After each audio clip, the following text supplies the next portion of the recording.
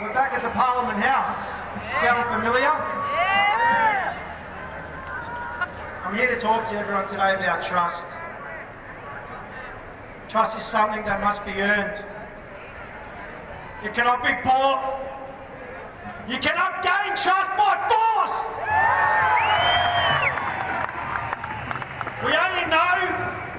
We also know that when trust is betrayed, we rarely give that trust back. And these permanent pandemic laws that the so-called representative of the Victorian people is trying to pass, those laws are dangerous.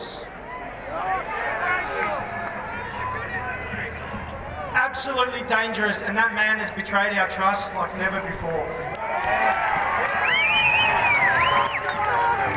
Dan Andrews, a man who is a representative of the people. I've got a message for you, Dan.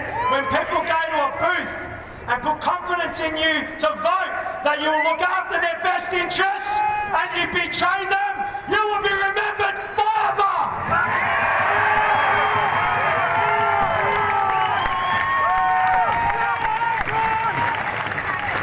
Because last time I checked, the people want their businesses open. Last time I checked, the people don't want discrimination.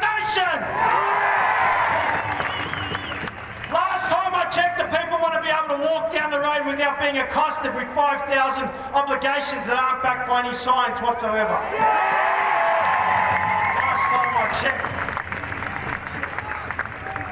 Now the very same government that has betrayed our trust with the use of these existing powers that are enacted under a state of emergency under the Public Health and Wellbeing Act 2008, the very same government that has imposed those restrictions are proposing to give even more power to abuse than they already have. Is that fair?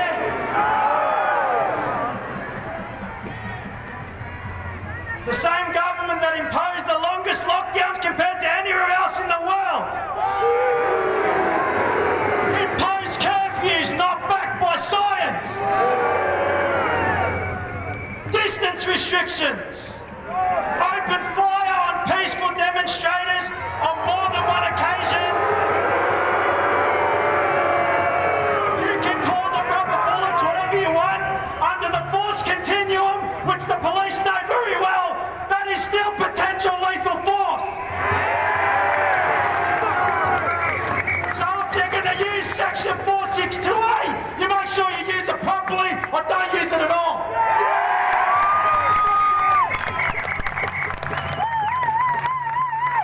Decimated small businesses, violated people's bodies with forced experimental poison, deprived people of the ability to earn a living unless they take part and be an experimental lab rat.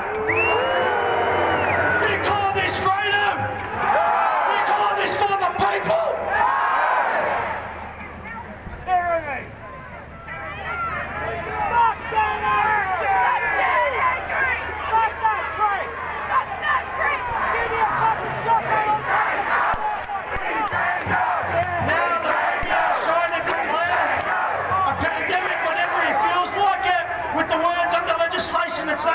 Premier is satisfied that a serious risk to public health risk is there, right?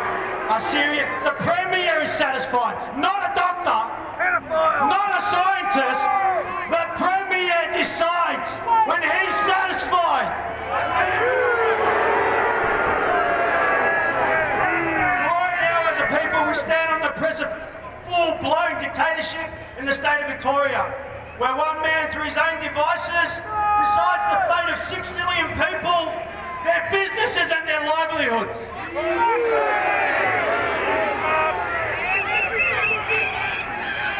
Sack Dan Andrews!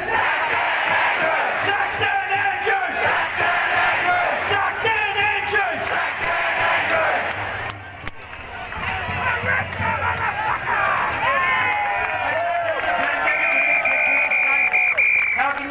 How can you say that we are in such a state of a pandemic emergency where you need to be given additional powers?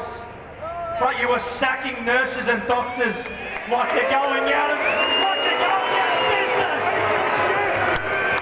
We're in a pandemic and we need each and every single health professional on staff, regardless of their vaccination status.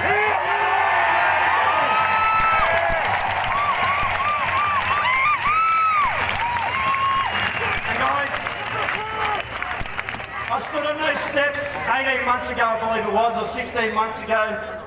I stood in front of 9 police and PSOs saying something's going on. A week later I came and I said something's going on.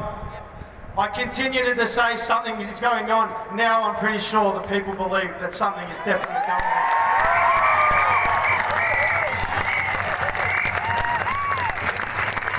Guys, I'd like to keep it short, so I'm going to finish with this.